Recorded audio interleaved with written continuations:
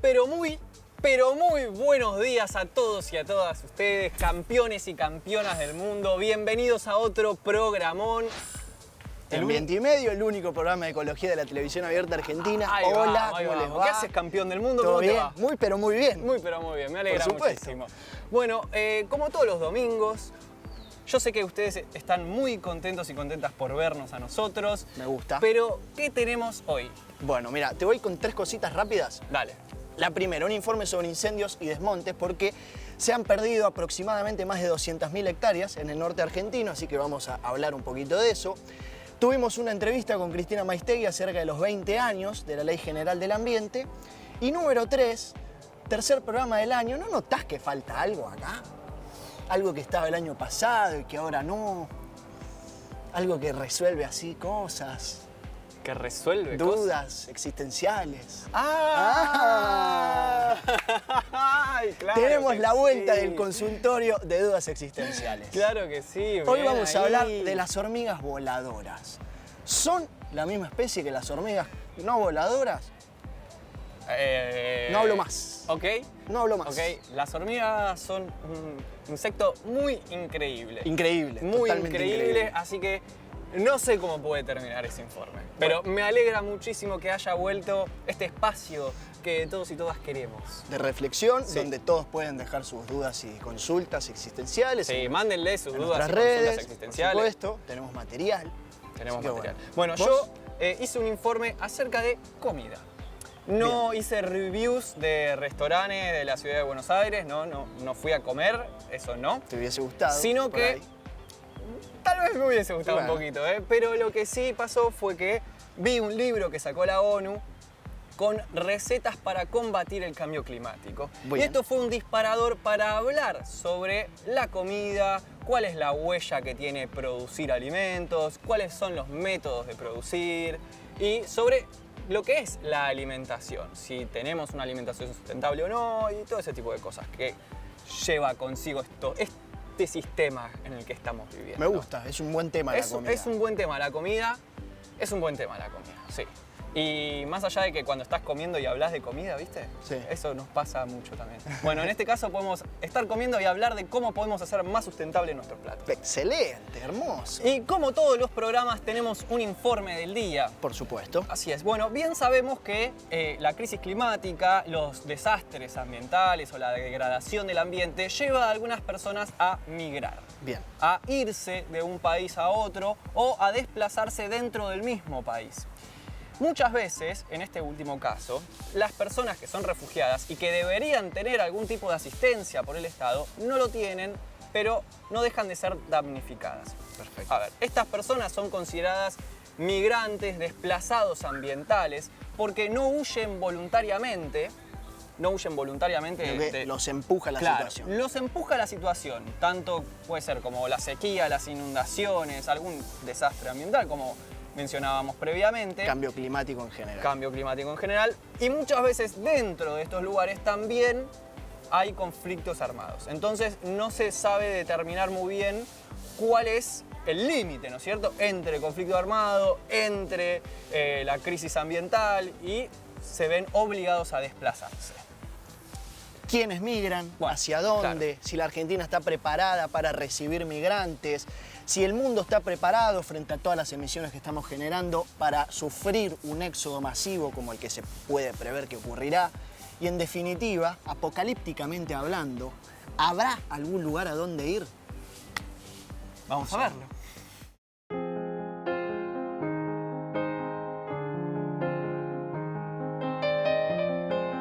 Cada año, más de 20 millones de personas son desplazadas de sus territorios por desastres meteorológicos o ambientales.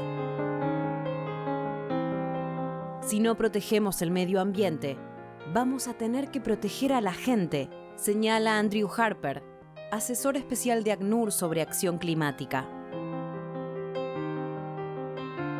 El cambio climático está produciendo un éxodo global sin precedentes en la historia de la humanidad. Se calcula que para 2050 más de 900 millones de personas deberán abandonar el lugar que habitan. Los fenómenos naturales se intensifican en todos los continentes. En Europa, huyen de las olas de calor y del frío extremo. En Asia, está creciendo el nivel del agua y es muy probable que gran parte del sudeste asiático quede sumergido. En África, las poblaciones escapan de las estaciones secas. Según una investigación colaborativa de periodistas ambientales, los países del Caribe son los que reportan más migrantes climáticos. Sin embargo, en un futuro cercano, Argentina, Uruguay, Brasil y México podrían ser los más afectados por los éxodos, debido a las emisiones de carbono que generan las industrias agrícola y ganadera. Los expertos en derecho ambiental coinciden en que es necesario crear la figura legal de refugiado climático. En 1951, la Convención de Ginebra otorgó el estatus de refugiado a las personas que cruzan las fronteras por motivos de raza, religión, nacionalidad, pertenencia a grupo social u opiniones políticas. Recién en 2018, la Asamblea General de Naciones Unidas reconoce que el clima, la degradación ambiental y las catástrofes naturales son causa de los desplazamientos de población, aunque en su mayoría migren dentro de sus propios territorios. Cada vez más países están preparando el terreno para ofrecer refugio a los migrantes climáticos. Argentina no es la excepción. Con la creación de una visa humanitaria especial, las personas desplazadas pueden permanecer en nuestro país por 3 años. Si logramos detener el cambio climático, lograremos frenar los éxodos masivos y revertir el destino de migrantes ambientales que podrían tener las generaciones futuras.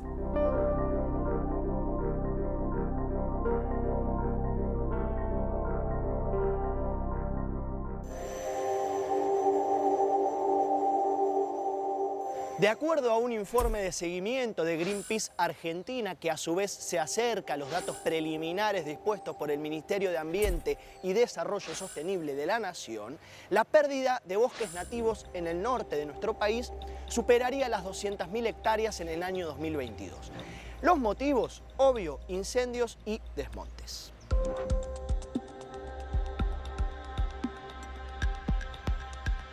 Según información brindada por el Servicio Nacional del Manejo del Fuego, los incendios, por un lado, avanzaron sobre unas 120.000 hectáreas en las provincias de Salta y de Jujuy, y por el otro, los desmontes, motivados por la expansión de la famosa frontera agropecuaria, lo hicieron sobre unas 112.500 hectáreas en zonas protegidas de Chaco, Formosa, Santiago del Estero y Salta.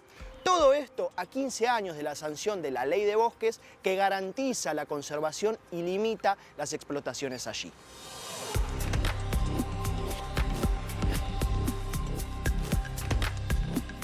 Si bien todavía falta la confirmación exacta de cuántas hectáreas fueron, se estima unas 200.000, el equivalente al tamaño de la provincia de Tierra del Fuego o de Tucumán o 10 veces la ciudad autónoma de Buenos Aires. Hectáreas más, hectáreas menos, me parece que la problemática del tema es otra, no los números, y efectivamente es incendios y desmontes.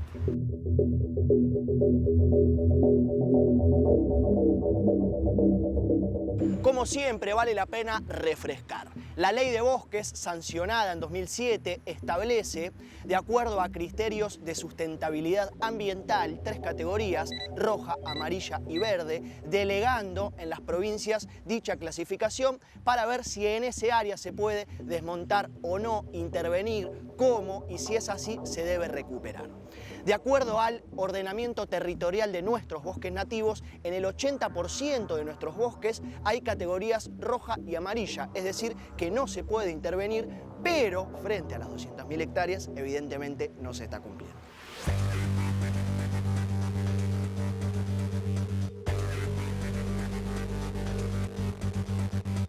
El 75% de los desmontes se concentra en 4 provincias de nuestro norte argentino, pero por sobre todo en los bosques del Gran Chaco. una de las áreas más ricas en biodiversidad a nivel mundial, con miles de plantas, cientos de aves, mamíferos, reptiles, anfibios, que conforman al segundo ecosistema forestal más grande e importante de Sudamérica. Y ahí la gran razón de la pérdida de hectáreas a causa de los desmontes. Lo que dije antes, la expansión de la frontera agropecuaria. En los últimos 30 años, de acuerdo a este seguimiento, se han perdido 8 millones de hectáreas de bosques nativos en todo nuestro país, lo que equivale a la emergencia forestal.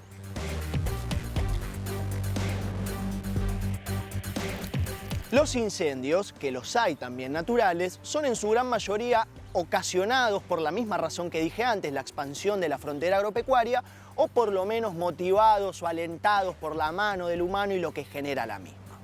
Incendios, insisto un poco con esto, un verano más en donde se prende fuego todo en todos lados del mundo. Noticias de incendios permanentes las 24 horas, los 365 días del año, y como suelo decir, basta con abrir la computadora, poner en el buscador incendios y te sale una noticia de un fuego en el continente que más te guste, salvo, bueno, la Antártida y el Ártico por razones un poco obvias.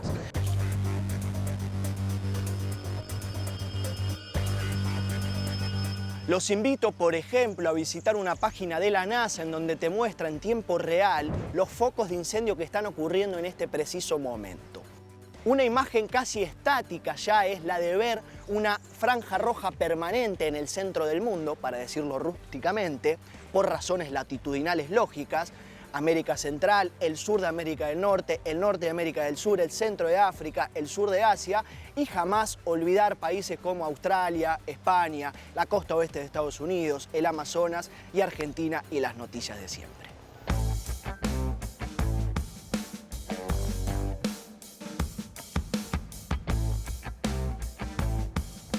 ¿Cómo se trabaja para por lo menos mitigar un poco este gran problema? Es la gran pregunta que yo tengo para ustedes, así que ¿por qué no escuchar otra voz? Nuestro informe anual de deforestación en el norte de la Argentina revela que durante el año 2022 se perdieron más de 110.000 hectáreas de bosques nativos en el norte del país. Estamos hablando de las provincias de Chaco, Santiago del Estero, Salta y Formosa. Monitoreamos de manera satelital el avance de las topadoras en estas provincias, ya que concentran el 80% de la pérdida de bosques a nivel anual en todo el territorio argentino. El informe destaca fundamentalmente que en el caso de Santiago del Estero, el 80% de los desmontes se dio de manera ilegal, básicamente en las zonas donde la ley de bosques no permite que se desmonte. El caso de Chaco, aún más grave, porque todos los desmontes que se realizaron, 36.000 hectáreas aproximadamente, fueron ilegales, ya que en la provincia hay un fallo de la justicia que suspende los desmontes por tener desactualizado el ordenamiento territorial de bosques nativos establecido por la ley de bosques. Así que gran parte de la deforestación que tuvimos durante el año pasado en el norte de la Argentina se realizó de manera ilegal. Por un lado, las multas realmente no sirven porque son muy bajas en la mayoría de los casos y los productores agropecuarios avanzan igual con sus topadoras, es parte del costo del negocio.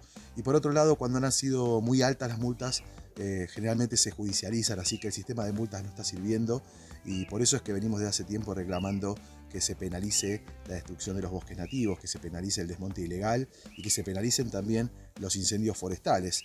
Otro de los factores claves en el año pasado, solo el sistema de manejo del fuego estima que en el caso de Salta y en el caso de Jujuy se han perdido más de 100.000 hectáreas a raíz de los incendios. Así que si sumamos desmontes más incendios forestales, la cifra de pérdida de bosques en el norte de la Argentina durante el 2022 puede haber superado las 200.000 hectáreas. Realmente la situación es crítica, el cambio climático está generando muchos impactos, la sequía también, y obviamente que destruir los bosques es un crimen que debe penalizarse.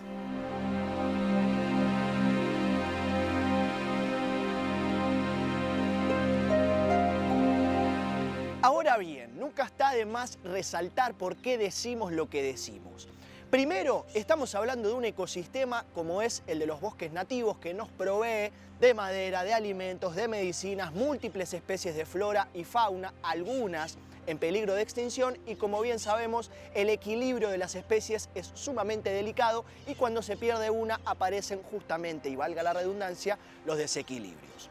La destrucción de bosques favorece la crisis climática, el aumento de las temperaturas porque los bosques se enfrían, dejan de funcionar como esponjas naturales y por ende van en contra de la regulación hídrica en un suelo que, dice el INTA, una hectárea de bosque chaqueño absorbe 10 veces más lluvia que una hectárea de soja. Así, de cara a lograr las metas que siempre nos proponemos para 2050, 2100, 2532, la veo complicada.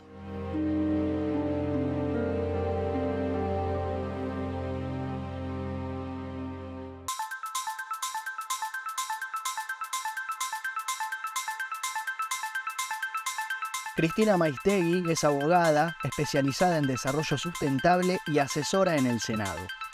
Coordinadora y fundadora de la Red de Mujeres en Diálogo Ambiental, fue titular de Ambiente en la Defensoría del Pueblo.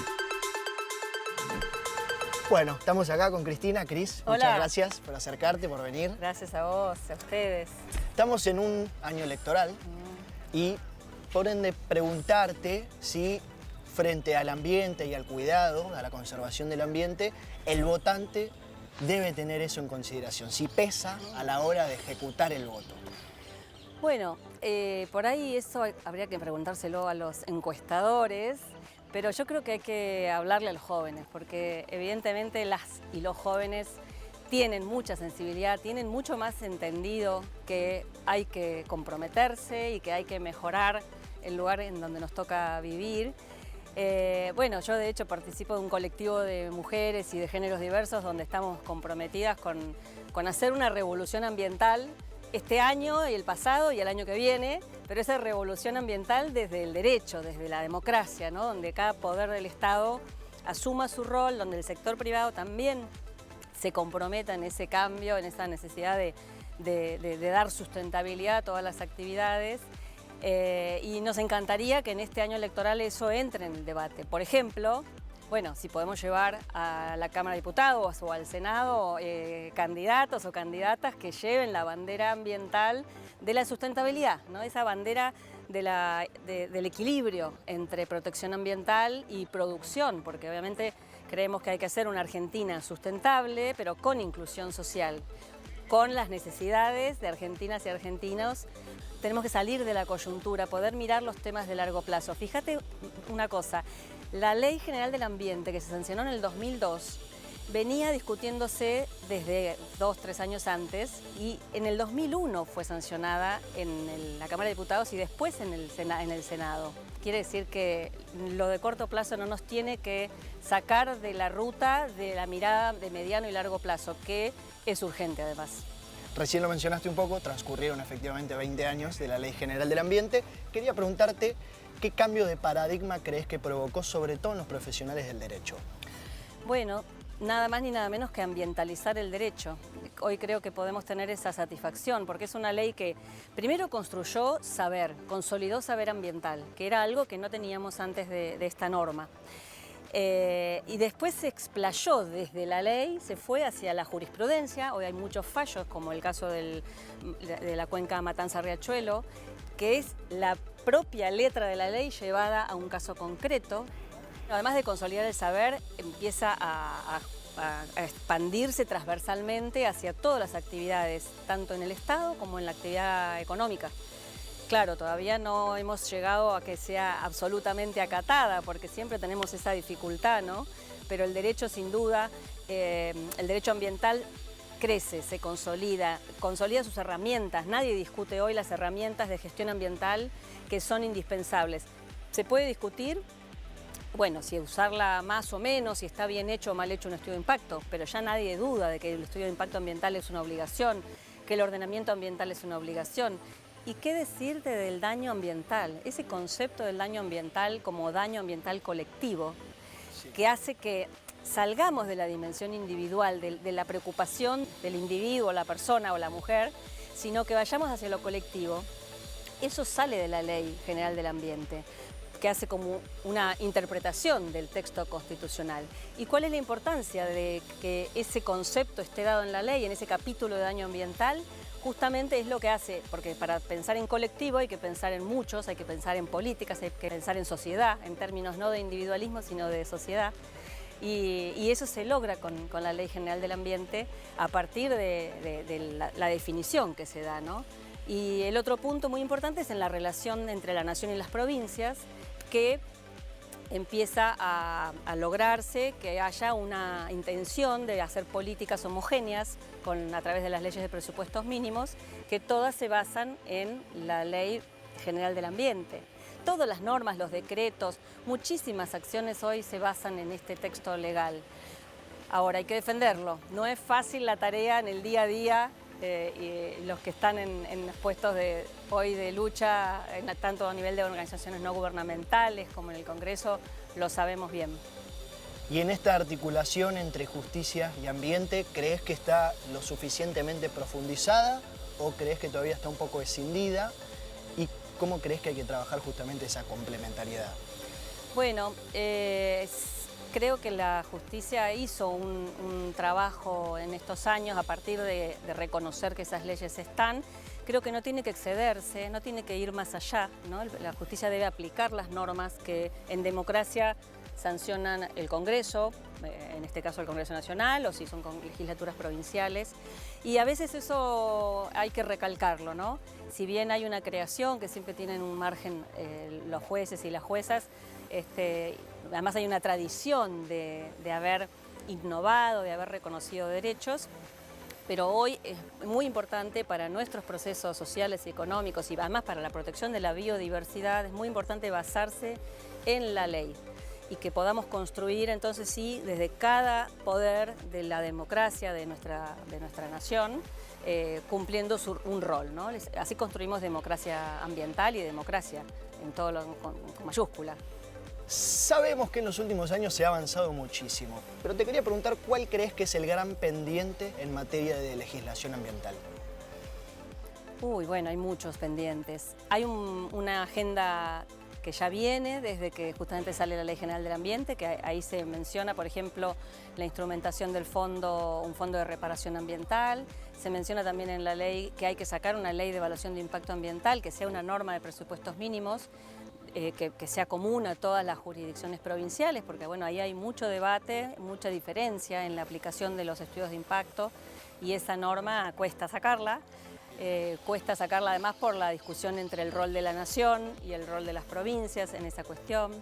Derechos como el derecho al agua hoy son esenciales porque evidentemente el calentamiento global está poniendo en estrés hídrico todos nuestros sistemas de vida, tanto los humanos como los de la naturaleza. Más de la mitad del país con estrés hídrico. Con estrés hídrico. Se habla mucho de la sequía productiva y no se está hablando de la sequía de los y las habitantes de la Argentina que tampoco tienen agua en sus pozos para beber.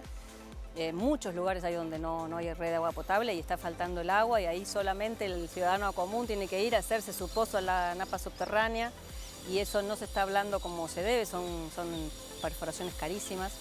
Bueno, el tema de residuos hay que profundizarlo, ¿no? Hay una ley nacional de residuos industriales que todavía no está reglamentada. Hay una ley pendiente de cómo gestionar mejor los envases, ¿no? La gestión ambiental de envases, sin duda. ¿Y sabés qué? Hay una norma que no se habla, que tiene que ver con cuánto vale el patrimonio natural, cuánto valen nuestros bienes naturales. Hace muchos años, siempre digo, veníamos tratando de evaluar esto, ¿no? Porque se habla del PBI, del Producto Bruto Interno de los países, sí. Y se mide en billete, se mide la moneda, se mide en dinero.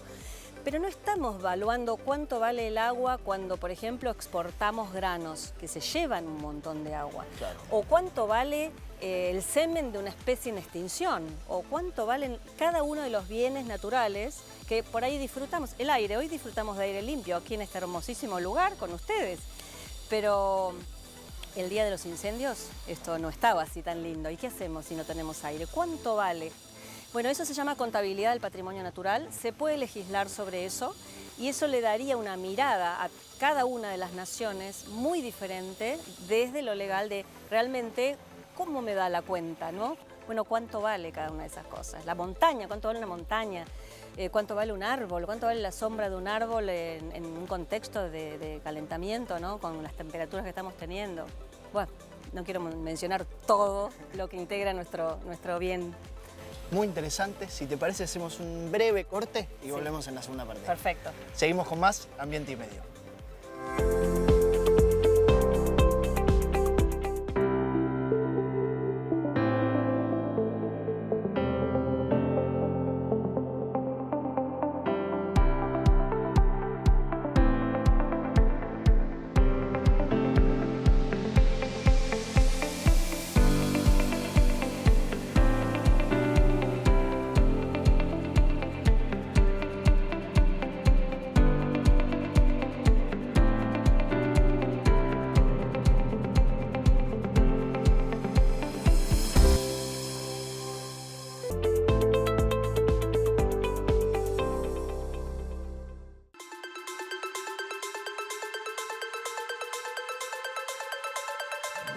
Bueno, bienvenidos a esta segunda parte. Nuestra mismísima Constitución Nacional habla del cuidado de la naturaleza. Y te quería preguntar justamente eso. ¿Cómo es que pasamos de esa idea base que está en la cuna de nuestros orígenes, que es cuidar la naturaleza, a tardar tanto en generar leyes y aún más en generar políticas fundamentales de Estado?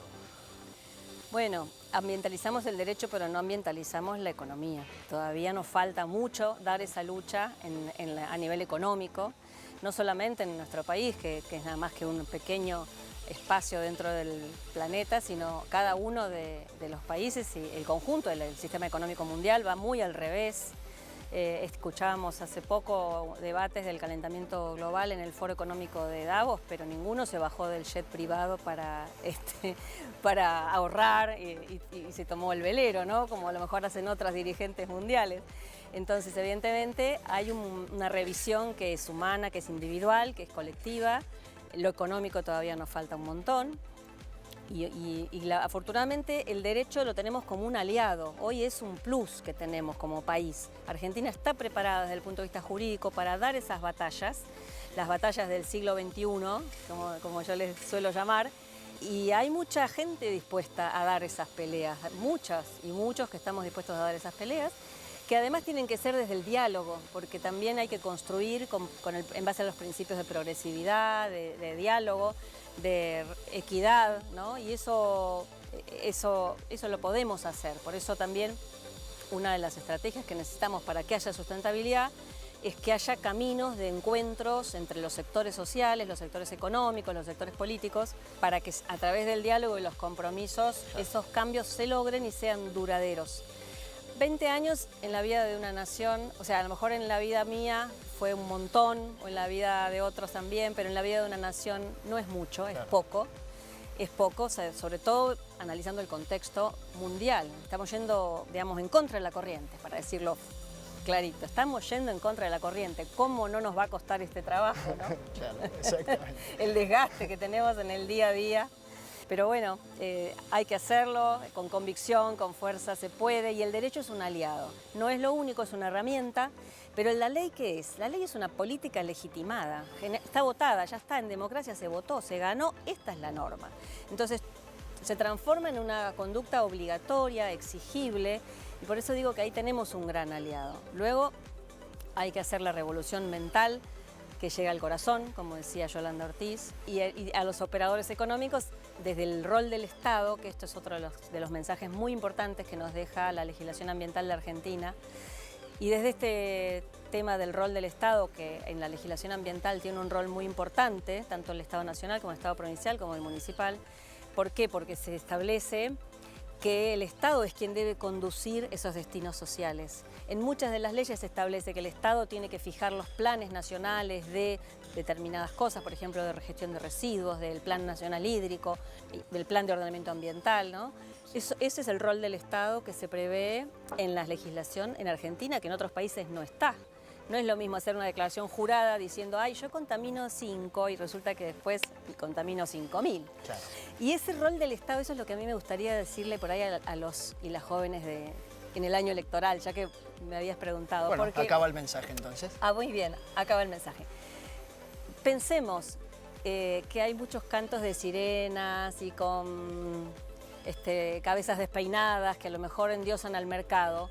Y que quiero decirle a los jóvenes que con el mercado no va a haber condiciones ambientales. El mercado lo que va a hacer es justamente promocionar ganancias. Cada uno quiere exacerbar sus ingresos y ganar más.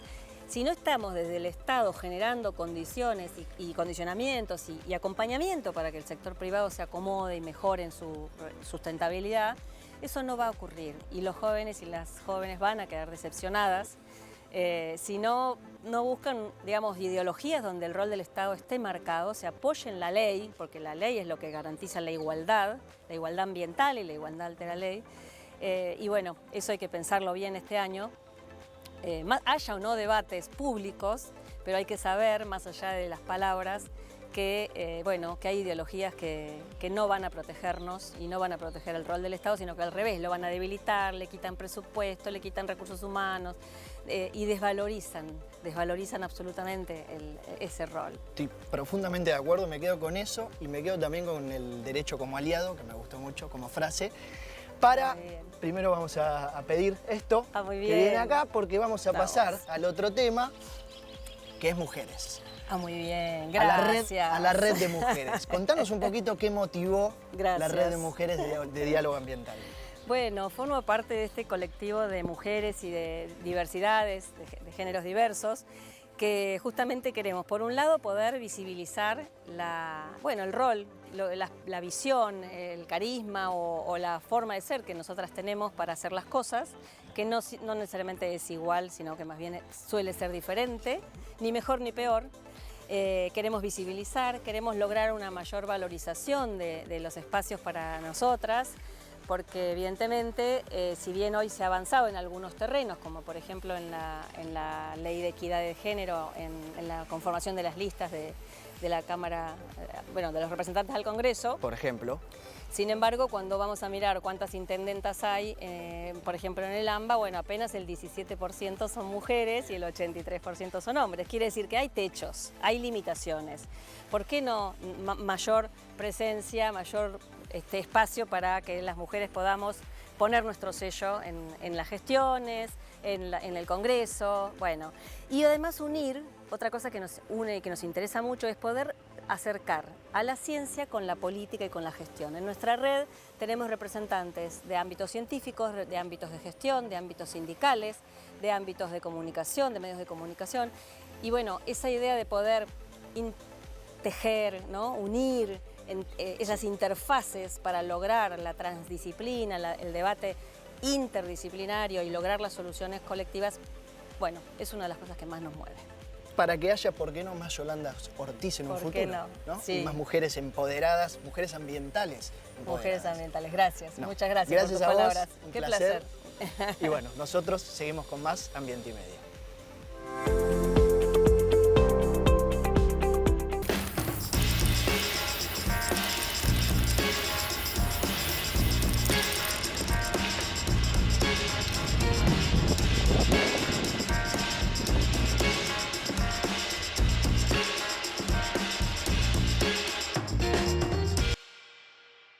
¿Cómo gastar menos nafta? Usar el auto de forma eficiente es un gran paso hacia la sustentabilidad. Para consumir menos nafta, seguí esta guía. Hasta 90 km por hora se consume menos con ventanillas bajas y aire apagado. Hasta 100 km por hora consume menos usar aire acondicionado a intensidad media. A más de 120 km por hora, el aire acondicionado es lo más económico. Acordate que las rutas atraviesan ecosistemas enteros y allí viven animales que pueden cruzarse en tu camino. Respetá las velocidades máximas para evitar lastimarlos.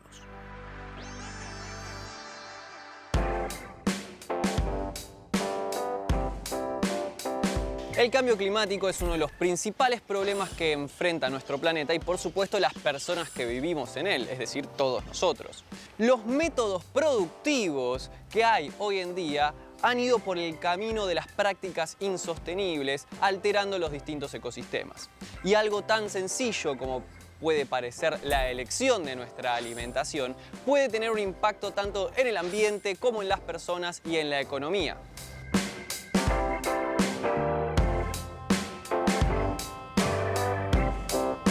2019, la ONU publicó un libro que se llama Cookbook in Support of the United Nations for the People and the Planet, es decir, libro de recetas en apoyo de las Naciones Unidas para las personas y el planeta. En este libro se busca promover las prácticas sostenibles en la cocina. Cada receta está acompañada de una breve historia. Ayuda a reducir el desperdicio de alimentos y el impacto ambiental que generamos en nuestra cocina. Este libro cuenta con la colaboración de más de 60 chefs, algunos reconocidos mundialmente con un gran porte internacional, por así decirlo, y otros son cocineros de comunidades locales que aportaron sus propias recetas para poder completar este libro.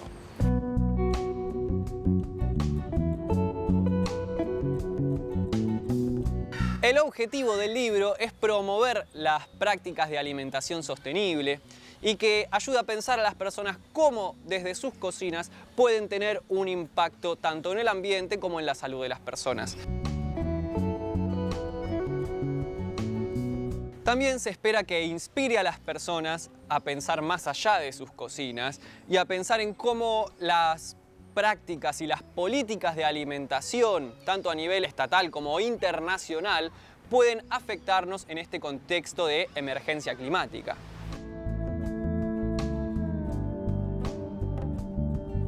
El principal problema que hay detrás de lo que y de cómo comemos son los métodos de producción de alimentos, responsables de una gran cantidad de emisiones de gases de efecto invernadero, principalmente metano y dióxido de carbono, responsables también de cierto desmonte, generando pérdida de biodiversidad para generar terrenos de cultivo.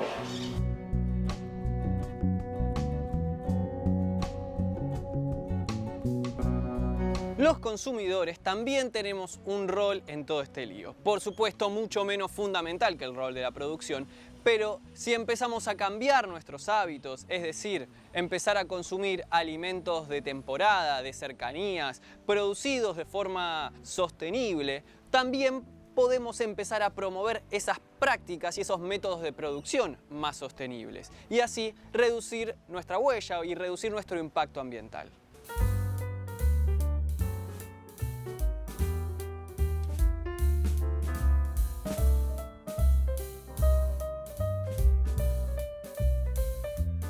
Está claro que la forma que tenemos de alimentarnos y estos métodos de producción están generando muchos problemas y para eso es necesario cambiar el sistema alimentario en el cual estamos sumergidos. Y para poder garantizar un sistema alimentario sostenible es necesario garantizar la soberanía alimentaria. Que la soberanía alimentaria, según la FAO, si me permiten, se entiende por soberanía alimentaria al derecho de cada pueblo, comunidad y país a definir sus propias políticas agrícolas, pastoriles, laborales, de pesca, alimentarias y agrarias que sean ecológicas, sociales, económicas y culturalmente apropiadas a sus circunstancias exclusivas. Esto incluye el derecho real a la alimentación y a la producción de alimentos, lo que significa que todos los pueblos tienen el derecho de tener alimentos y recursos para la producción de alimentos seguros, nutritivos y culturalmente apropiados, así como la capacidad de mantenerse a sí mismos y a sus sociedades.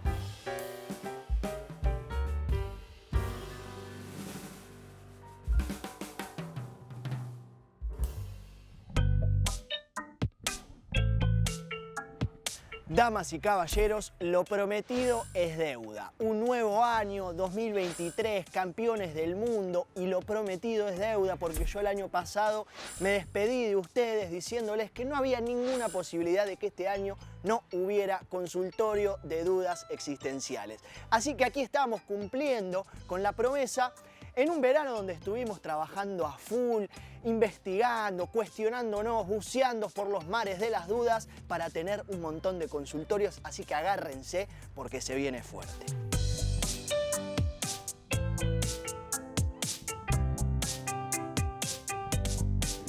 El consultorio del día de hoy amerita por lo menos dos introducciones. La primera es que se trata de un consultorio parte 2, porque el año pasado estuvimos hablando de por qué las hormigas van en fila, de que se trata proporcionalmente de quizás el animal más fuerte del mundo, que aguantan una irrisoria cantidad de tiempo abajo del agua sin respirar, que tienen una sociedad absolutamente compleja como las abejas, con hormiga reina, zánganos que se aparean con la reina, trabajadoras. Todo eso, que lo pueden volver a ver, por supuesto, en nuestro canal de YouTube. Suscríbanse, activen la campanita, todo lo que ya saben.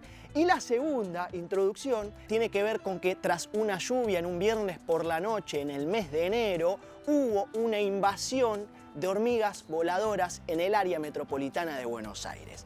Así que dándoles la bienvenida a un nuevo episodio del consultorio de dudas existenciales, hoy dos cosas. Cómo se aparean las hormigas, que es algo que no hablamos la anterior vez, y la segunda, ¿las hormigas voladoras son otra especie?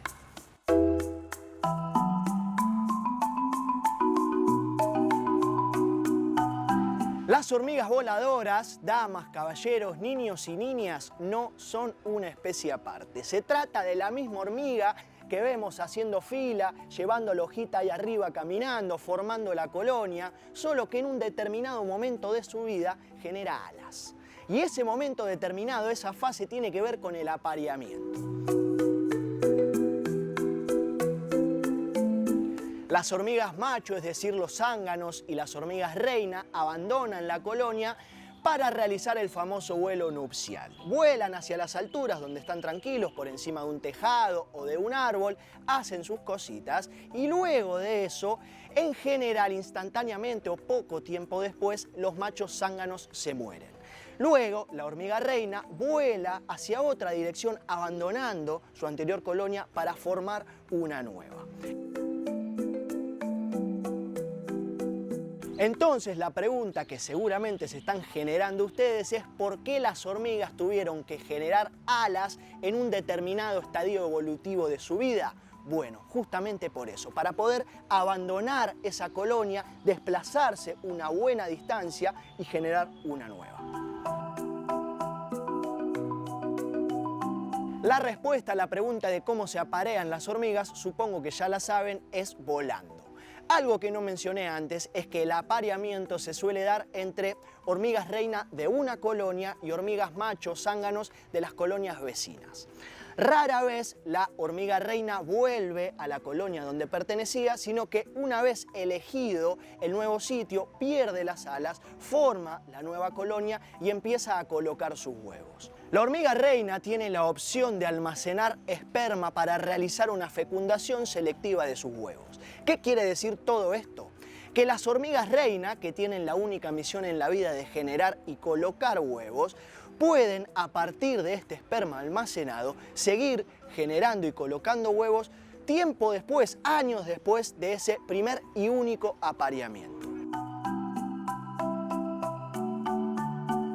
La formación de una nueva colonia a partir del apareamiento de la hormiga reina no siempre es exitoso por diferentes y diversas razones. Pero cuando sí lo es, efectivamente, cuando se logra formar esa colonia, por esta función que tienen las hormigas de almacenar esperma y seguir generando huevos muchos años después de ese apareamiento, bueno, es imposible que no fructifique. Pero como en este programa las monarquías mucho no nos gustan, vamos a dejar de hablar un poco de la hormiga reina para hablar del pueblo. Las hormigas obreras, que de alguna manera sostienen a toda esa colonia trabajando. Se dividen en grupos o castas, palabra que está muy de moda últimamente, en trabajos especializados como cuidar a la hormiga reina, alimentar a las larvas, recolectar comida, mantener el nido, defensa frente a otras especies y demás. Así es entonces como podemos observar, muchachos, la complejidad con la que las hormigas se han desarrollado en la vida. Porque si incluso uno quiere ser un poco más específico, hay que hablar de cada especie en particular y como dijimos la última vez, hay más de 10.000 especies de hormigas. O sea, cosas para hablar de las hormigas va a haber siempre, así que yo cierro con este datito. porque además de la reproducción sexual voladora ya conocida de las hormigas, hay que hablar de una especie de hormiga amazónica que ha logrado la reproducción asexual. Una especie de hormiga que ha prescindido de toda reproducción sexual, conformando una sociedad únicamente de hormigas hembra, siendo entonces la hormiga reina autoclonándose a sí misma y generando copias iguales de su misma genética, siendo, dice la BBC, la única especie en la faz de la Tierra capaz de clonarse a sí misma. Así los dejo con este datazo, un poco enojado para ser sincero, porque 3 meses de verano y no recibí ni una sola duda existencial de parte de ustedes. Así que por favor, tarea para el hogar, empezar a cuestionar un poco la vida, a ver si surge algo.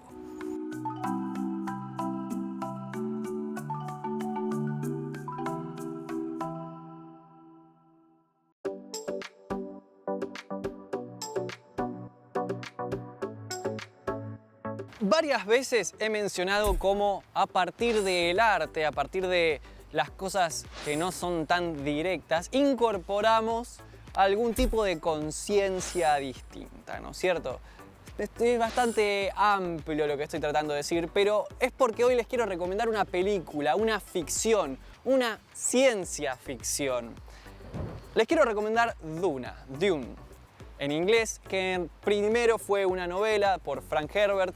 Ahora hay una película, una versión de Denis Villeneuve, hay una versión más vieja también, pero en esta película podemos observar claramente distintos problemas ambientales. Esta historia se cuenta en un futuro muy lejano, en un planeta llamado Arrakis, donde se cuenta la explotación de un recurso natural llamado melange o especia, depende de la traducción, ¿no es cierto? Y cómo sobre la explotación de este recurso se llegó a la desertificación, la pérdida de biodiversidad, la catástrofe ambiental en el planeta y sobre cómo las personas que viven ahí se vieron totalmente damnificadas porque la sobreexplotación de ese recurso se lo llevaron para afuera. En esta novela, en esta película, se trata ampliamente el tema ambiental desde un contexto, porque dentro de la misma película también hay distintos conflictos políticos y nosotros vamos a estar siguiendo a un protagonista que va siguiendo su camino para convertirse, para transformarse, el camino del héroe, podríamos decir, en un contexto de crisis climática. Así es, y por supuesto, no sé si les tengo que mencionar si les hace acordar algo toda esta trama ambiental que anda pasando en una película de ciencia ficción, supuestamente en el futuro, muy en el futuro. No sé si están en el futuro acá, pero bueno, veremos. Así que ya saben, Dune. Y antes de que me olvide, algo muy importante, nos tienen que seguir en las redes sociales, @Fundación Ambiente y Medio. Pueden volver a ver los programas enteros en la web ambienteymedio.tv o en nuestro canal de YouTube. Y si entran a nuestro canal de YouTube, que está hermoso, que está pipí, cucú, todo separado, están los programas enteros, está absolutamente todo, suscríbanse, activen la campanita porque nosotros hacemos contenido ambiental. Y ahora sí, nos vemos la próxima.